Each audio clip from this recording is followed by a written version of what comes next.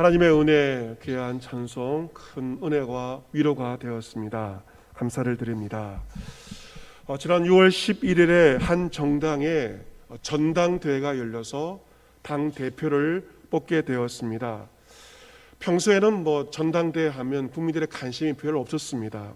하지만 이번 그 정당의 전당대회는 정치에 관심이 없던 많은 국민들도, 젊은 세대들도 큰 관심을 보였던 그러한 전당대회였습니다. 전당대회 결과 한 번도 국회의원에 당선돼 보지 않은 36세의 청년이 한 정당의 대표가 되는 놀라운 일이 벌어지게 되었습니다. 이 현상은 우리나라 국민들이 정치에 큰 변화를 기대하고 있음을 단적으로 보여준 사건입니다. 아마 우리나라 정치에 많은 변화가 있을 것으로 많은 사람들이 예상을 하고 있습니다. 그가 대표 수락 연설에서 강조한 두 단어는 바로 공존에 대해서 강조했습니다. 그런 비빔밥에 대해서 이야기를 하였는데, 이 비빔밥은 가장 먹음직스러울 때가 언제인가? 10가지가 넣은 고명들이 각각의 먹는 느낌, 맛과 색채를 유지하면서 밥 위에 얹혀 있을 때 비빔밥은 가장 먹음직스러운 상태가 된다고 그런 말합니다.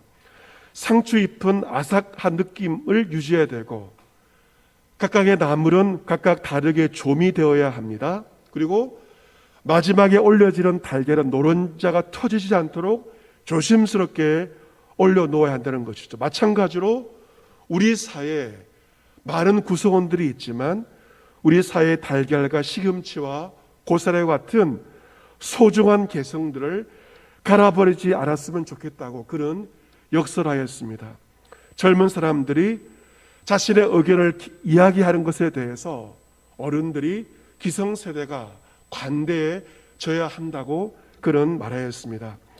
이번 전당대회 결과가 여권과 야권과 모든 국민들에게 신선한 충격과 도전이 되었던 것처럼 2000년 전 예루살렘에서 일어난 오순절 성령 강림의 사건 역시 놀랍과 신기함의 충격이었습니다. 이 오순절날 하나님의 약속이 성취되죠. 어떤 약속입니까? 성령으로 세를 받으리라. 하나님의 약속이 마침내 역사 가운데 성취가 되었습니다. 120명의 성도들이 한 자리에 모여 더불어 마음을 같이하여 기도에 힘쓰고 있을 때 그들 가운데 홀련히 하늘로부터 급하고 강한 바람 같은 소리가 들렸고, 그들이 아주 온 집에 그 소리가 가득하였습니다. 기도하던 성도들은 신령한 하늘의 소리를 귀로 듣게 되었습니다. 그리고 영안이 활짝 열리어져서 그들은 신령한 것도 보게 되어, 어떤 것을 보았습니까? 불의 혀처럼 갈라지는 그 신령한 것을 기도하던 성도들이 보게 되었습니다. 성령께서 임하신 것입니다. 성령은 그 자리에 있던 120명에게 도매금으로 임한 것이 아닙니다. 한 사람 한 사람 위에, 각 사람 위에 개별적으로, 한 사람 한 사람 위에 인격적으로 성령께서 임하셨다. 성경에 기록되어 있습니다. 우리 성령님은 인격적이신 분이고 개별적으로 우리 가운데 임하시는 분입니다. 성령께서 한 사람 한 사람 가운데 임하시자 120명의 모든 무리는 다 성령의 충만함을 받습니다. 한 사람의 예외도 없이 그 자리에 모인 모든 무리가 성령으로 충만함을 받습니다. 그들이 성령 충만하자 은사가 임합니다. 그들은 성령의 말하게 하심을 따라 다른 언어들로 말하기를 시작하였습니다. 방언의 은사를 받게 되었습니다. 이 방언에는 두 가지의 방언이 있습니다. 하나는 영음 방언과 외국어 방언이 있습니다. 이 영음 방언이란 지상의 언어가 아니고 신령한 언어입니다. 영음 방언을 어떻게 할 수 있을까? 방언 통변의 은사를 가진 이를 통해서 그 말의 뜻을 통역을 통해서, 통역의 은사를 통해서 그 뜻을 알 수가 있습니다. 그런데 외국어 방언은 지상의 언어로 말을 하는 것입니다. 그런데 한 번도 배워보지 않은 언어인데 외국어를 하게 되는 것입니다. 예를 들어 어떤 사람이 중국어를 한 번도 배워본 적이 없는데 기도할 때 중국어 방언이 터지는 경우가 있습니다. 미국 사람이 기도할 때 한국어로 방언해서 미국 사람이 한국어로 기도하는 경우도 있습니다. 사도행전 2장의 방언은 영음 방언이 아니라 외국어 방언이었습니다. 이 오순절 성령 강림의 사건을 목격한 증인들이 오늘 본문에 나와 있습니다. 본문 5절에 보시면 그때 경건한 유대인들이 천하 각국으로부터 와서 예루살렘에 머물러 있었다라고 기록하고 있죠. 오순절 절기를 지키기 위해 경건한 유대인들이 세계 각국에서 예루살렘으로 모여들었던 것입니다. 역사가 요세푸스에 의하면 당시 약 10만 명 정도의 순례객들이 예루살렘에 머물렀다라고 말하고 있습니다. 그런데 이 성도들의 기도 소리, 방언의 소리가 남에 큰 무리가 모여들었는데 길을 쫑긋해 들어보니 각각 자기의 방언으로 여러 언어로 제자들이 말을 하는 것을 그들이 듣고 소동하였다라고 본문 6절에 기록되어 있습니다. 오늘 본문의 핵심 단어가 바로 소동입니다. 소동. 그 성령의 역사를 듣고 소동이 벌어지게 되었습니다. 이 소동의 뜻은 무엇입니까? 시끄럽게 떠들며 웅성웅성대며 술렁거림인데 성령이 임한 것을 본 많은 사람들이 웅성웅성 술렁거린 것입니다. 7절에 보시면 그들이 다 놀라 신기하게 여겨 이르되 보라, 이 말하는 사람들이 다 갈릴리 촌사람이 아니냐?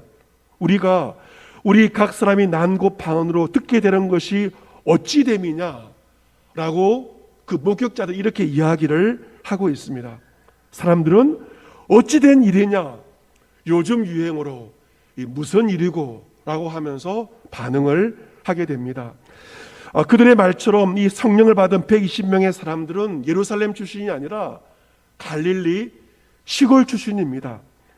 외국어를 배워본 경험도 없고 외국에 나가본 경험도 없습니다.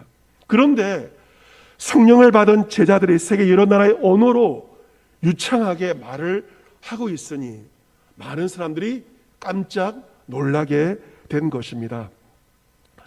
그 증인들의 지역이 나와 있죠. 9절부터 11절까지 그들이 온 지역이 거명되고 있습니다. 바데인, 메데인, 엘라민, 메소포타미아, 유대와 갑바도기아. 이 갑바도기아는 지금의 터키 지역을 가리키고 있습니다. 본도와 아시아, 10절에 부르게와 밤빌리아, 애국가 및 구레네에 가까운 리비아 여러 지방에 사는 사람들과 로마, 그 당시에 세계의 중심이었던 로마에서부터 온 나그네, 유대인과 유대교에 들어온 사람들, 그레네인과 아라비아인들까지 해서 15개의 지명이 나오고 있습니다. 15개 온 여러 나라 사람들이 그들의 언어를 이야기하는 것을 다 듣게 되었고 목격을 하게 되었습니다. 그렇다면 성령의 임한 제자들이 무슨 말을 하였을까? 그들의 언어는 15개의 언어로 제각기 달랐지만 내용은 동일합니다. 그들은 말합니다. 우리의 각 언어로 하나님의 큰 일을 말함을 우리가 듣는도다. 언어는 달랐지만 내용은 같았습니다. 성령 받은 제자들은 하나님의 큰 일을 말하게 되었습니다. 로마에서부터 온 순례객은 깜짝 놀라게 되었습니다. 이 로마 사람들은 라틴어를 쓰고 있지 않습니까?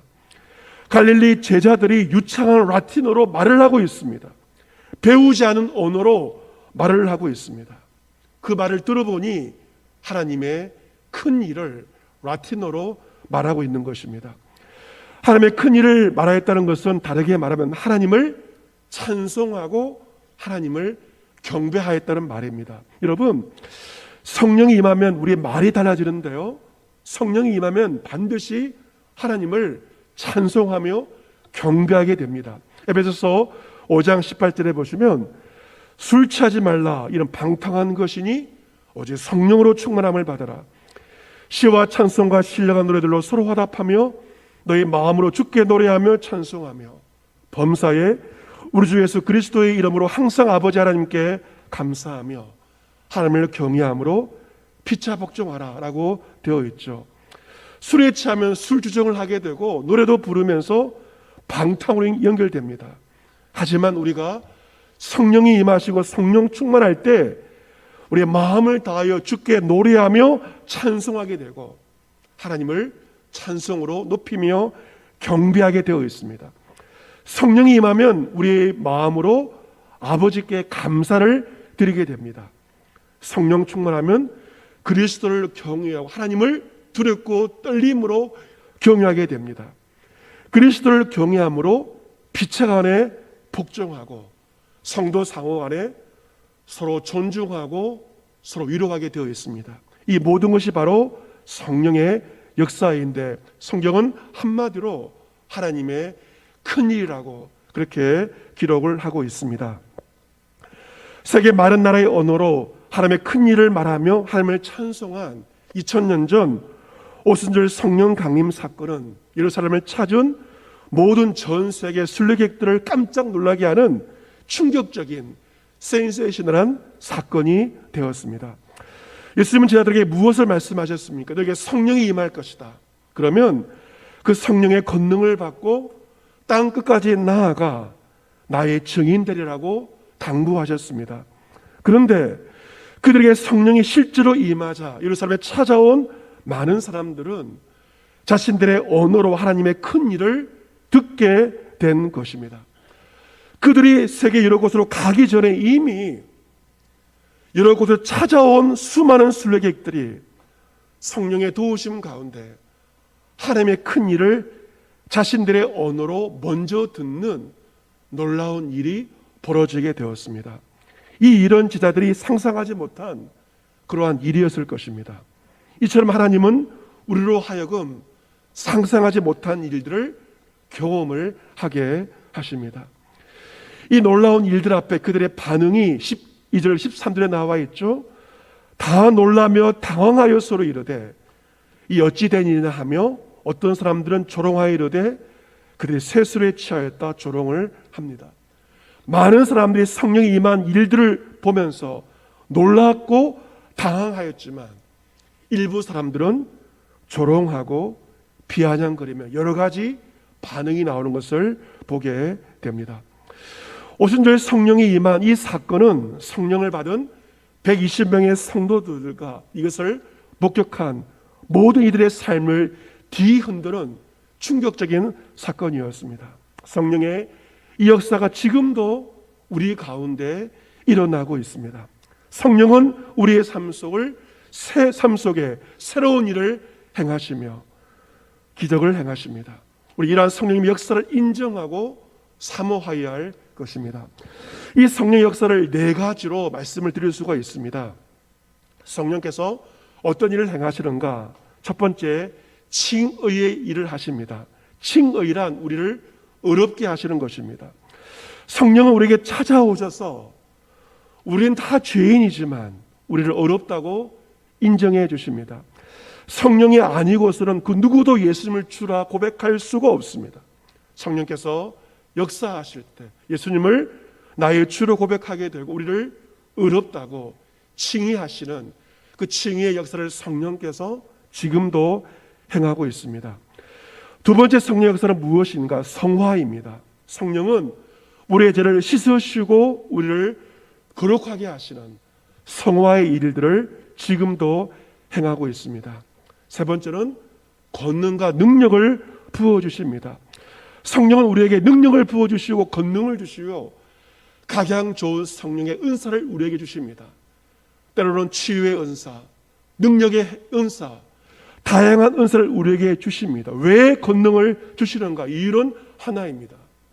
왜 그렇습니까? 복음을 전하게 하기 위해서 교회를 잘 섬기라고, 성도들을 잘 섬기라고, 예수의 증인들하고, 그래서 감당할 수 있는 능력과 권능을 성령께서 우리에게 은사로 주십니다.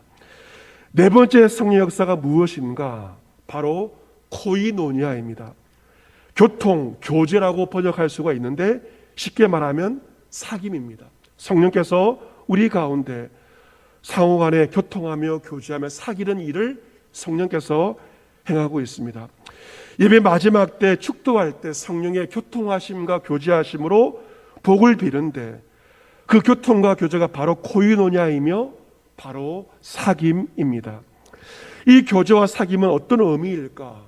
우리가 생각할 때 교제와 사귐은 무엇입니까? 교회에서 만나면 잘 지내셨습니까? 밝은 얼굴로 인사하고 안부를 묻는 것을 우리는 교제라고 생각을 합니다. 물론 그것도 소중합니다. 안색을 살피고 한 주간 몸이 어떠했는지 또 살펴보고 안부를 전하는 것 굉장히 중요합니다. 하지만 진정한 성도의 교제는 무엇인 그것을 뛰어넘어서 서로에 대해서 돌보며 서로를 책임지는 것, 이것이 바로 성도의 교제이며 성령의 교제입니다. 서로에 대해서 끝까지 책임을 지는 것이 바로 성도의 교제이며 성령의 교제입니다. 그 성령의 교제하심의 샘플이 있습니다. 바로 부부 사이라고 말할 수 있습니다. 부부는 결혼식을 할 때 하나님 앞에서 여러 증인 앞에서 서약을 합니다. 어떤 서약입니까? 지금처럼 젊었을 때만이 아니라 나이 들었을 때도 병들었을 때도 고락간에 죽을 때까지 변치 않고 서로에 대해서 일정한 부부의 대의를 다할 것을 책임질 것을 서약하지 않습니까? 성도의 교제가 그러합니다. 즐거울 때만이 아니라 축하할 일, 결혼식 같은 좋은 일들만이 아니라 힘겨울 때에도 병들었을 때도 고락간에 죽을 때까지 서로에 대해서 책임을 지는 관계가 바로 성도의 교제입니다. 장례식을 가보면 장례식 하간 화장터에 가보면 맨 마지막까지 남아있는 사람들은 크게 두 부류로 나눌 수가 있습니다. 한 부류는 고인의 가족들이 그와 함께합니다. 또 한 부류가 있습니다. 누구입니까? 성도들이 그의 마지막까지 함께 하는 것을 보게 됩니다. 이처럼 성도들은 서로에 대해서 끝까지 돌보며 끝까지 도와주며 서로를 책임지는 관계가 성도의 교제인데 그것을 바로 성령께서 그 일들을 주도하고 계신다는 것입니다. 우리 교회는 이번 주 한 성도의 장례식을 치르게 되었습니다. 성도들 함께 위로함으로 함께 눈물 흘리고 슬퍼하고 그리고 슬픔을 이겨내는 그 시간들을 보내게 되었습니다. 그 모든 것이 바로 성령의 역사입니다. 성령은 위로의 영이십니다.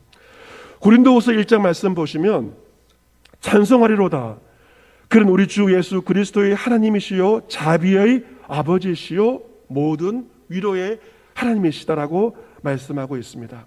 하나님 어떤 분이신가? 자비의 아버지시며 모든 위로의 하나님이십니다. 하나님께서 우리 모든 환난 중에서 우리를 위로하사 우리로 하여금 하나님께 받는 위로로서 모든 환난 중에 있는 자들 능히 위로하게 하시는 분이 우리가 섬기는 위로와 자비의 하나님이십니다. 그리스도의 고난이 우리에게 넘친 것 같이 우리가 받는 위로도 그리스도로 말미암아 넘치는도다. 우리가 환난 당하는 것도 내가 위로와 구원을 받게 하려는 것이요, 우리 위로를 받는 것도 내가 위로를 받게 하려는 것이니 이 위로가 너희 속에 역사하여 우리가 받는 것 같은 고난을 너희도 견디게 하느니라 라고 기록되어 있습니다. 하나님은 자비와 위로의 하나님이시며 성령님은 위로의 영이십니다. 하나님께서 성령을 통하여 우리 모든 환난 중에 우리를 위로하십니다. 여러분, 위로에는 놀라운 힘이 있습니다. 위로가 견디게 하는 힘이 있습니다. 위로가 없다면 고난에 속죄없이 무너질 수밖에 없으나 성령의 위로가 함께 할 때 슬픔을 이겨내고 환난과 고난을 견뎌내게 합니다. 우리는 그 성령의 역사하심과 위로하심 가운데 어려움 가운데 있는 성도들을 돌아보며 위로하는 것입니다.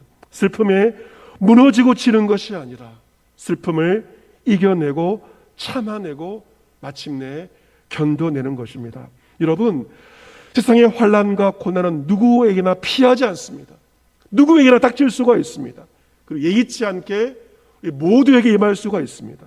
하지만 중요한 것은 성령의 위로하심 가운데 서로가 서로를 도와주고 책임져 주는 것이 바로 성령의 역사이며 성령의 위로하심입니다. 이 고난 가운데 성령 위로하심을 통하여 교회 공동체는 성령 안에서 하나가 되는 것입니다. 이 성령의 하나됨은 획일적인 하나됨이 결코 아닙니다. 공산주의 하나됨은 획일적인 하나됨이지만 성령의 하나되게 하심은 서로의 개별성과 서로의 다양성을 인정하고 존중하는 것입니다. 서로를 존중하고 서로를 위로함으로 하나되게 하시는 것이 바로 성령의 교제하심이며 성령의 역사입니다. 사랑하는 성도 여러분, 이 코로나 이후에 우리 사회는 많이 바뀌어질 것으로 예상이 됩니다. 정치도 엄청난 변화가 예상이 되고 있습니다. 우리나라의 산업 구조도 많은 변화가 예상이 되고 있습니다. 정치와 산업이 바뀌어지기 전에 먼저 바뀌어야 할 곳이 있습니다. 교회입니다. 교회가 바뀌어져야 되고 새로워져야 할 것입니다. 교회가 사회의 변화에 뒤처져서는 결코 안 될 것입니다. 어떻게 하면 교회는 새로워질 수 있는가? 오늘 성경은 그 정답을 말씀하고 있습니다. 성령이 임하실 때 교회는 새로워지게 되는 줄로 믿습니다. 성령께서 임하실 때만 교회와 성도는 새로워지고 변화될 것입니다. 성령의 역사가 우리 가운데도 일어나고 한 사람 한 사람이 성령에 사로잡힐 때 우리를 통하여 거룩한 소동이 이 땅 가운데, 지역사회 가운데 일어나게 될 것입니다. 지금은 모두가 힘든 고통의 시기를 보내고 있습니다. 모두가 힘든 이 시기에 교회와 성도는 위로하시는 성령의 도구가 되어서 성령의 이끄심 가운데 시대를 위로하는 그 사명을 교회와 성도는 감당할 수 있어야 할 것입니다. 오늘 예배에 참여한 사람 모든 성도 한 사람 한 사람이 성령으로 충만하여 이 시대 가운데 하나님의 위로의 도구로서 우리 사회에 거룩한 소동, 놀랍고 신기한 소동을 일으키며 새로운 도전을 줄 수 있게 되기를 주 예수 그리스도의 이름으로 축복합니다. 아멘.